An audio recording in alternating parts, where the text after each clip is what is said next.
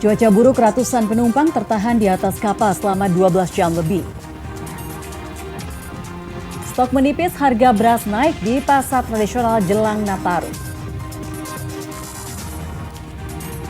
Pemkot Surabaya keluarkan surat edaran wujudkan aman dan tentram di momen Natal.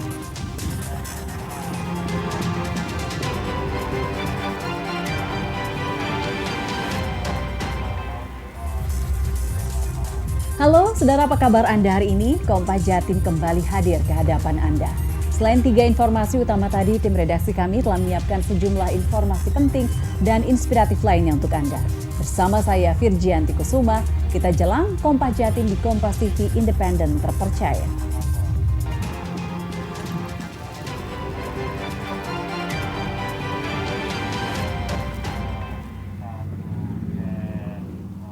Kita buka Kompas Jatim dengan sorotan pertama dari Ponorogo. Saudara, banjir di Ponorogo meluas hingga ke 7 kecamatan dan menyebabkan 2 warga tewas karena terseret arus banjir. Salah satunya adalah anak-anak. Ratusan warga pun terpaksa mengungsi ke pendopo Pemkab Ponorogo. Banjir masih meluas hingga ke 7 kecamatan di Ponorogo, yakni mulai Kecamatan Sawo, Sambit, Jetis, Melarak, Balong, Siman, dan Kota Ponorogo. Bahkan ketinggian air di sejumlah titik mencapai lebih dari 1 meter. Tak hanya menggenangi permukiman, banjir juga menutup total akses jalan utama dari Ponorogo ke Trenggalek. Akibat terjangan banjir ini, 2 orang di Desa Jabung dilaporkan tewas karena terseret banjir. Salah satunya anak berusia 12 tahun. Pemkab Ponorogo telah menyiapkan pendopo kabupaten untuk pengungsian dan dapur umum untuk memasok makanan ke para korban banjir. Hingga kini Pemkab Ponorogo, Badan Penanggulangan Bencana Daerah (BPBD) dan relawan gabungan masih bersiaga di puluhan titik banjir yang tersebar di 7 kecamatan. Nggak tahu kalau di sini banjir. Belum tahu, tadi belum tahu. Rencana tadi kan mau ke arah Dengok ke barat itu kan malah gak jadi. Akhirnya saya ambil arah sini. Terus ini kalau muter nggak bisa? Belum bisa, soalnya macet total. Sudah berapa jam lagi? Dari setengah 2 pagi. Setengah 2 pagi. Bawa apa Pak? Kendaraan sepeda motor? Naik bis. Naik bis? Iya. Di total per pagi ini laporan korban jiwa 2 ya Pak? 2. Terus ini langkah terdekat apa Pak selain evakuasi para pengungsi ini Pak? Ya pertama kita siapkan kebutuhan dasar Pak ya. Kebutuhan dasarnya kedaruratan mulai dari pakaian, pangan, kebersihan anak-anak, mulai dari selimut, pakaian anak kecil, kemudian air minum itu yang kami atasi dulu agar kemudian tidak berdampak yang lain. Ratusan penumpang tertahan di atas kapal selama 12 jam lebih karena kapal tidak bisa bersandar ke dermaga pelabuhan di Kepulauan Masalembu, Sumeneb, dampak cuaca buruk. Proses penumpang yang turun dari kapal berlangsung dramatis karena ombak tinggi disertai angin kencang dan perahu tanpa pelindung yang memadai. Inilah suasana saat para penumpang kapal Sabuk Nusantara 92 diturunkan dari kapal dengan hanya menggunakan perahu nelayan tanpa dilengkapi alat pelindung yang memadai. Proses penurunan penumpang di perairan Pulau Masalembu, Sumeneb ini pun berlangsung dramatis. Sebab ombak tinggi dan angin kencang terus menghantam perahu yang ditumpangi penumpang. Para penumpang terpaksa diturunkan menggunakan perahu karena kapal Sabuk Nusantara 92 tidak bisa bersandar akibat cuaca buruk. Padahal para penumpang sudah tertahan di atas kapal selama 12 jam lebih. Para keluarga dan kerabat para penumpang menunggu di pinggir pantai. Mereka cemas karena proses penurunan penumpang hanya bisa dilakukan menggunakan perahu dengan keamanan yang minim. Sebelumnya kapal Sabuk Nusantara 92 berlayar dari Pelabuhan Kaliangat pada Sabtu 14 Desember pagi. Sesuai jadwal, semestinya kapal sudah bersandar di Pelabuhan Pulau Masalembu pada pukul 20.00 WIB. Namun karena cuaca buruk terjadi di perairan Masalembu, kapal terpaksa berlindung di sisi timur Pulau Masalembu. Kondisi ini membuat penumpang tertahan di kapal hingga 12 jam lebih. Kami semua dari petugas perhubungan, baik dari dinas perhubungan dan juga dari radio pantai di Masalembu, dari siap untuk menyambut kedatangan sabuk Nusantara 92 yang mana semalam sudah berlindung di Timur Pulau karena cuaca yang tidak begitu baik untuk disadari. Maka pada siang hari ini akan dicoba untuk standar menurunkan penumpang, di mana penumpang yang semalam dari Kaliangat tidak bisa diturunkan. Saudara, harga beras di sejumlah pasar tradisional di Jombang naik menjelang Natal dan Tahun Baru. Menipisnya stok beras di pasaran menjadi penyebab kenaikan harga beras rata-rata Rp500 per kilogram. Kenaikan harga beras di Jombang salah satunya terjadi di Pasar Citra Niaga. Beras medium dan premium naik rata-rata Rp500 per kilogram. Beras premium yang sebelumnya dijual Rp12.000 naik menjadi Rp12.500 per kilogram. Harga beras ini mulai naik sejak pekan lalu. Tingginya curah hujan dan belum adanya panen menjadi penyebab menipisnya stok beras di pasaran. Masyarakat berharap kenaikan harga beras dan kebutuhan pokok lainnya tidak terus terjadi pada saat momen Nataru. Gimana Bu? Semakin mahal. Harga beras Bu ya? Iya. Sebelumnya setahunnya Ibu berapa dan sekarang jadi berapa Bu? Dulu di atas, di bawah 13.000. Sekarang? Sekarang di atas kan 14. Sebelumnya beras medium itu 12, lalu pergantian tahun menjadi 12,5. Premium juga naik menjadi 13,8. Sebelumnya sempat berapa? Sebelumnya 13.300. Jelang Nataru, harga telur ayam di Pasar Pagotan, Kabupaten Madiun melambung. Bahkan saat ini tembus antara Rp28.500 hingga Rp30.000 per kilogram. Harga telur ayam di Kabupaten Madiun melambung di pasaran, salah satunya terpantau di Pasar Pagotan, Kecamatan Geger. Menurut pedagang, harga telur ayam pada pekan lalu berada di kisaran Rp25.000 per kilogram. Kemudian merangkak naik secara bertahap antara Rp1.000 hingga Rp2.000 setiap hari. Namun saat ini harga telur ayam sudah tembus antara Rp28.500 hingga Rp30.000 per kilogram. Sedangkan pasokan telur dari peternak masih terbilang aman. Untuk permintaan telur ayam masih normal seperti biasa. Diperkirakan lonjakan permintaan telur ayam akan terjadi saat mendekati Natal dan Tahun Baru. Harga telur di Pasar Pagotan gimana? 13.30 Per kilogram ya? Oh, itu naik atau gimana? naik. Kemarin terendah berapa? Ya mulai harga terakhir mulai naik itu harga 27. Terus 25, 27, 28. per hari kenaikannya berapa?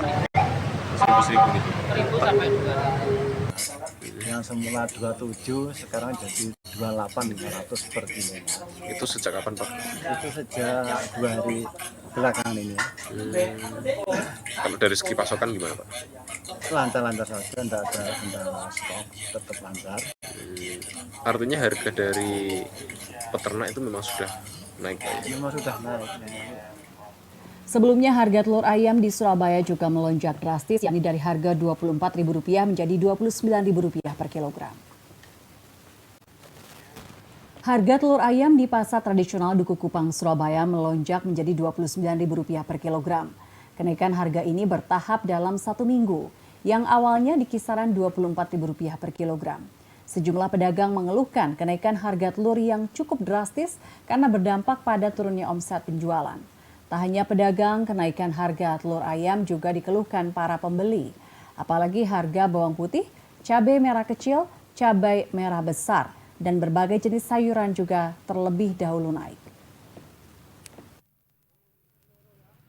Memang selama 3 hari yang kumpul ini naik terus Pak. Naik terus ya? Iya, naik. Dari berapa ke berapa Pak?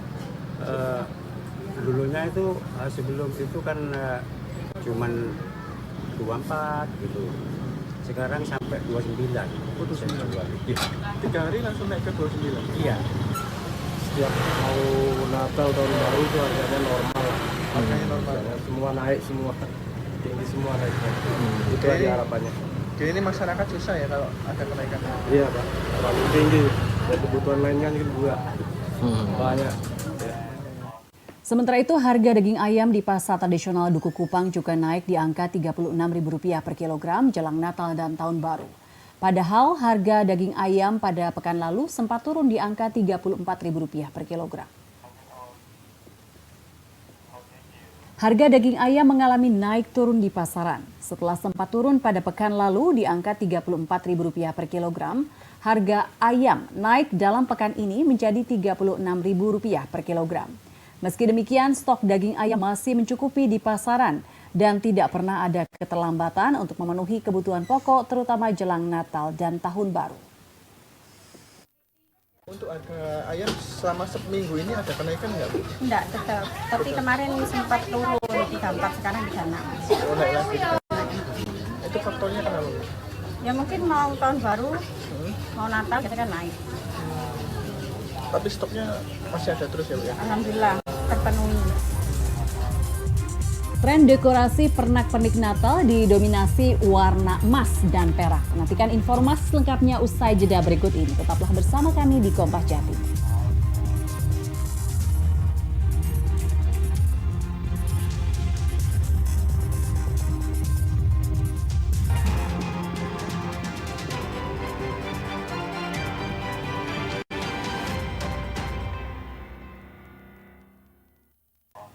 Pemkot Surabaya mengeluarkan surat edaran untuk mewujudkan kondisi aman dan tentram saat momen Natal dan Tahun Baru atau Nataru.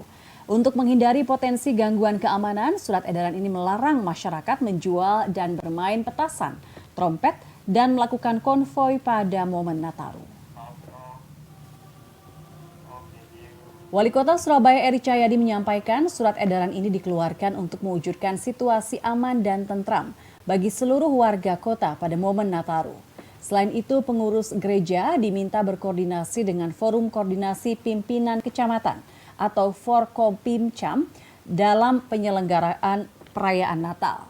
Untuk menghindari potensi gangguan keamanan, masyarakat dilarang menjual dan bermain petasan, trompet, dan melakukan konvoi kendaraan berkeliling kota pada momen Nataru.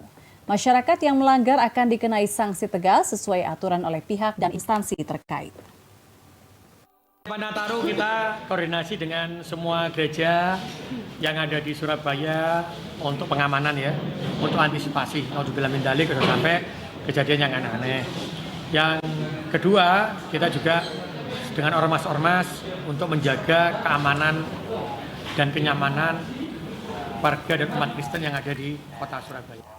Saudara, 436.000 tiket sejumlah perjalanan kereta api favorit penumpang angkutan Nataru di wilayah PT KAI Daob 8 Surabaya hampir ludes terjual. Untuk itu, calon penumpang yang akan bepergian menggunakan kereta api di libur Nataru diimbau segera memesan tiket sebelum kehabisan. Jumlah pemesanan tiket kereta api untuk keberangkatan di masa angkutan Nataru di wilayah PT KAI Daob 8 Surabaya, Jawa Timur terus meningkat. Selama masa angkutan libur Nataru mulai 19 Desember 2024 hingga 5 Januari 2025 disediakan 436.000 tiket. Sejumlah perjalanan kereta api yang menjadi favorit penumpang angkutan Nataru tiketnya nyaris habis terjual. Di antaranya kereta Airlangga, relasi Surabaya Pasar Turi, tujuan Jakarta Pasar Senen dengan 11.872 atau 78% jumlah tiket telah dipesan. Menurut manajer Humas PT KAI Daob 8 Surabaya, Lukman Arif, kereta api Airlangga setiap hari membawa 8 rangkaian gerbong ekonomi berkapasitas angkut 848 penumpang. Selain kereta api Airlangga, kereta api Probowangi relasi Surabaya Banyuwangi juga menjadi favorit penumpang dengan 10.299 tiket telah terjual.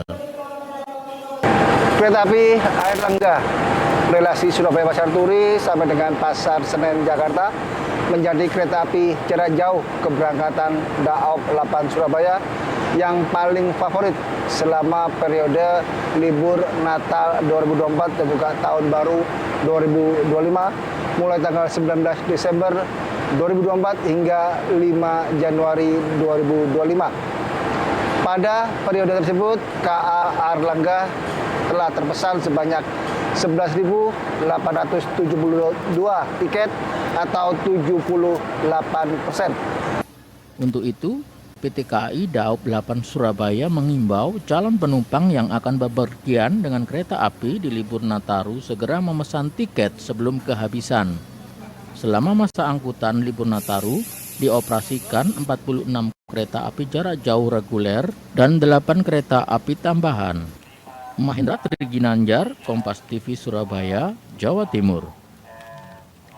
Kebun Binatang Surabaya menghadirkan koleksi satwa baru, sepasang singa putih menjelang libur Nataru. Sepasang singa ini merupakan satwa asli Afrika Selatan yang didatangkan untuk menghibur dan menggembirakan para pengunjung KBS. Perusahaan Daerah Taman Satwa PDTS Kebun Binatang Surabaya terus menambah koleksi satwa baru, yaitu sepasang singa putih hasil pertukaran koleksi binatang dengan Lembaga Konservasi Lembang Zoo di Bandung. KBS telah menyerahkan kudanil betina untuk pertukaran dengan singa putih. Sepasang singa putih ini masing-masing diberi nama Zeus untuk singa jantan dan Kiara untuk singa betina. Penambahan koleksi satwa ini diharapkan mampu menghasilkan perkembangbiakan singa putih karena pada habitat aslinya di alam liar di Afrika Selatan telah langka.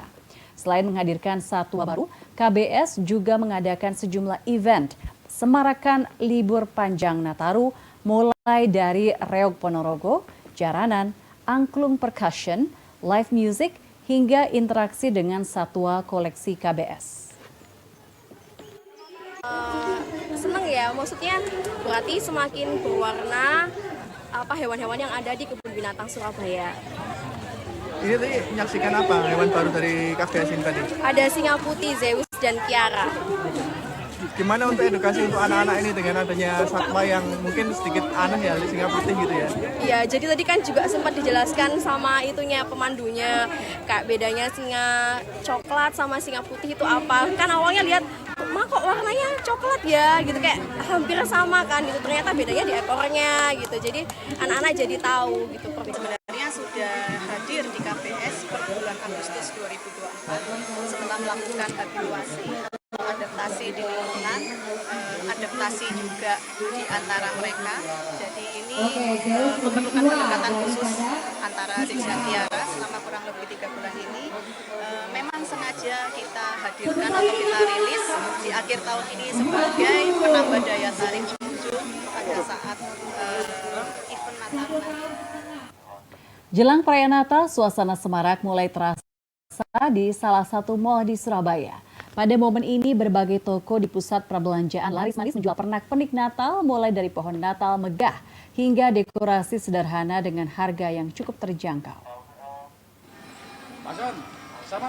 Pohon Natal selalu banyak diburu warga dengan dekorasi yang semakin beragam dan menarik. Di toko ini tersedia beragam varian pohon Natal mulai dari harga Rp150.000 sampai Rp22 juta. Hiasan Natal yang kini tengah tren adalah balon-balon Natal yang mulai dijual dengan harga Rp300.000 sampai Rp1,5 juta. Para pembeli dari luar kota dan luar pulau antusias membeli hiasan dan pohon Natal. Seperti Yade Kayoy yang jauh-jauh datang dari Kepulauan Yapen, Provinsi Papua untuk berburu pohon Natal. Menurut Yade, pohon Natal di Surabaya dan di Papua jauh berbeda. Selain lebih bervariatif, harga pohon Natal di Surabaya jauh lebih terjangkau. Mal ini pun kini menjadi destinasi favorit untuk berburu hiasan Natal dan membawa kemeriahan serta kehangatan Natal bagi pengunjung dari berbagai wilayah. Pernik Natal ini yang disukai apa, Bu? Kalau pohon Natalnya oh, iya. Lihat. Untuk harga gimana, Bang? Harga sama di Papua beda apa gimana? Kalau di Papua harganya sudah beda ini. Jauh lebih terjangkau ya? Terjangkau. Kalau ini kalau saudara-saudara di Papua ini pada lihat ini semua pada borong ini. Koleksi terbaru ya akrilik sama balon-balon angin ini yang terbaru. Yang berbeda di sini apa sih Ibu, bisa dijelaskan? Ya itu yang berbeda dari kita yang sama yang lain gitu. Misalnya rusa, kawat ini yang ada lampunya, sama kelilik sama maker ini. Yang paling banyak diminati sama pelanggan apa, Bu? Pohon Natal. Mulai berapa sampai harga berapa, Bu? mulai dari 150 sampai di atas 10 juta. Apa yang membedakan, Bu? Dari kecil sampai besar. Tinggian diameter ya? Di Kota Malang, warga mulai berburu pohon dan pernak-pernik Natal. Sejumlah toko yang menjual pernak-pernik Natal mulai ramai didatangi masyarakat yang ingin berbelanja. Sementara itu, tren dekorasi pernak-pernik Natal didominasi dengan warna emas dan silver. Salah satu toko yang menjual pernak-pernik Natal di Jalan Pasar Besar Kota Malang ini mulai ramai didatangi pembeli. Terlihat sejumlah warga yang memilih pohon Natal atau beberapa pernak-pernik yang biasa digunakan untuk dekorasi rumah dalam merayakan Natal. Menurut pedagang, penjualan pohon Natal di tahun ini tidak seramai seperti tahun sebelumnya. Namun untuk dekorasi lain masih banyak peminat. Sedangkan tren pernak-pernik Natal didominasi warna emas dan silver atau perak. Untuk harga pohon Natal dan pernak-pernik Natal cukup bervariasi, mulai dari Rp55.000 untuk ukuran 60 cm hingga puluhan juta rupiah untuk pohon Natal berukuran besar. Biasanya tanggal-tanggal gini justru rame-ramenya. Untuk tahun ini ya agak biasa-biasa aja. Berarti penjualan yang masih menonjol itu ya pernak-pernik itu Pak? Iya, pernak-pernik. Sekarang juga sama online, sekarang masih banyak yang pakai bukan pohon kini, masih kreativitas anak-anak muda pakai botol bekas atau kaleng dibikin pohon sendiri. Cuma pernak-perniknya masih beli pasti. Pohon Natal, terus bola-bolanya itu sama lampu sama itu yang selayarnya itu loh. Pita-pita itu ya. Ini buat di mana itu? Di gereja. Kurang kan kemarin sudah beli yang besar. Terus sekarang minta yang kecil untuk di dalam rumahnya pendeta. Ya paling enggak kita ganti, kalau di rumah kita ganti 2 tahun sekali. Penyandang difabel sukses produksi telur asin. Nantikan informasi selengkapnya usai jeda berikut. Tetaplah bersama kami di Kompas Jatim.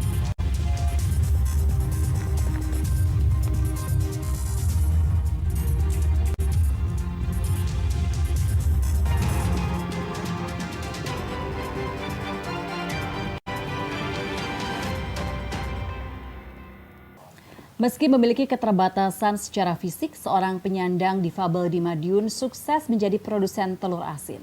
Tak hanya itu, ia juga menekuni usaha jual beli majalah lawas di media sosial. Dan informasi ini sekaligus menutup jumpa kita di Kompas Jatim hari ini. Jangan lupa saudara untuk menyaksikan live streaming kami di kompas.tv dan channel YouTube Kompas TV Jawa Timur. Kompas TV independen terpercaya. Saya Virgianti Kusuma. Sampai jumpa.